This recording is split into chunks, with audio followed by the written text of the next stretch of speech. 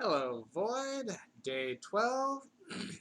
And Tibby Rizzo is still making his way through all 31 days. And, well, today I got an interesting one, I guess. I was in Dick's. It's not a movie I had heard of, and in a way I got off a little bit easy as it was all of an hour and 2 minutes. So, Shudder was today, and my randomization brought me to the movie Lyle. I had never heard of this film. This is a 2014 movie, a largely independent production, I believe. And I guess the best way to put this one is it's Rosemary's Baby on a speed run, because it's pretty much a very similar experience to Rosemary's Baby, but in only an hour. While Rosemary's Baby ran almost 2.5 hours long. So, yeah.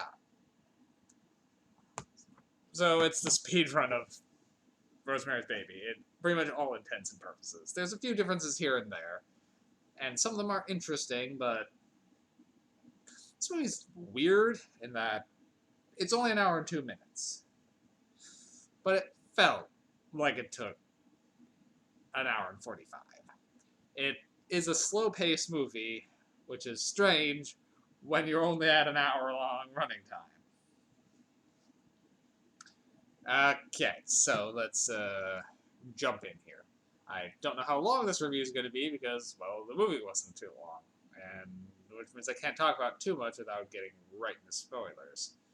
Okay, so Leah and June are a couple.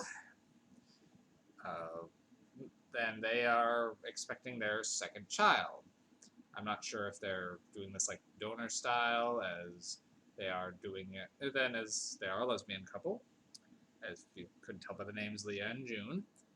But I'm just going to throw the whole names, assuming gender thing convention completely out because there's the character of Lyle, who was their daughter. Now, I've never heard of Lyle being used as a girl's name before, but, well, here we are. And it was. I mean, baby Lyle was a girl. And for a while I kept being confused on this because I thought they said girl at first, but then everything else seemed to be talking about having boys, so it kind of threw me off for a little bit and I was a little confused, particularly with the child's name being Lyle. But no, Lyle was a girl. And I say was because Lyle dies pretty quickly into this film. That's not a spoiler, that's kind of what this movie's about. It's about Leah coping with the death of her child who died on her watch. And now she's pregnant with their second daughter and is now concerned that one of the neighbors may be involved somehow in the death of Lyle and perhaps has dark designs on her upcoming child. So it's Rosemary's Baby, but with a second baby thrown in the mix. So, yeah, that's pretty much where it goes from there. There's this one, the landlady is kind of creepy. She's a little out there, and she sometimes pretends she's pregnant. So Leah's very suspicious of her and believes that she somehow caused the death of Lyle. And it's mostly about a few scenes of her getting counseling and a few things re-triggering her suspicions, particularly some conversations with the model who lives upstairs. And yeah, so and after a while, she starts suspecting that some sort of dark forces may be involved, and someone's sacrificing children to the devil. So there are some things to like here. Most of the performances are great. The creepy neighbor lady is very creepy and out there. Though when they start talking, though her just randomly bringing up devil sacrifice just out of the blue was a little heavy-handed, I thought. But for the most part, the acting in this one is pretty good. It's just weird that the movie is so short and yet feels like it took forever, but it feels like it could have benefited from being a little longer. But at the same time, it already felt like it took too long to get there. So there are some interesting things that go on in this. some interesting philosophical debates about devil sacrifices. And one of the main twists I called pretty early on, I will say, but I didn't get all of it. I got picked up a few of the breadcrumbs it was leaving down, but the major part of the twist I did guess pretty quick. This isn't a bad film by any means, but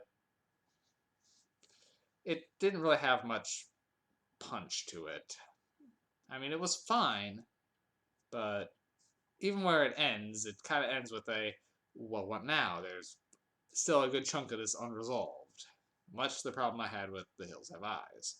But this one, it's, while one of the main perpetrators is dealt with, there are a few others, and what happens now? Because some people are still going to be after her baby. I can give this one 3 MacGuffins, but it's on the lower end of the 3. It's fine, but unnecessary. It's not a bad movie. I don't regret seeing it. I mean, Ed Gein is still the worst one I've seen for the month, and that one suffered from the same crime as this one of just being kind of boring.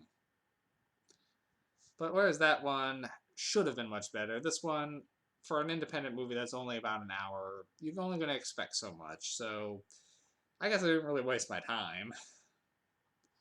So yeah, Lyle, 3 MacGuffins, but on the lower end. So far, it's kind of trailing in the month's running.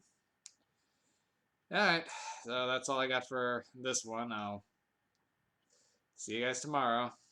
I'm looking at the timer there. It didn't go on too long at all about this one, but if you know anything about Rosemary's Baby, you know what this movie's about. Just watch Rosemary's Baby.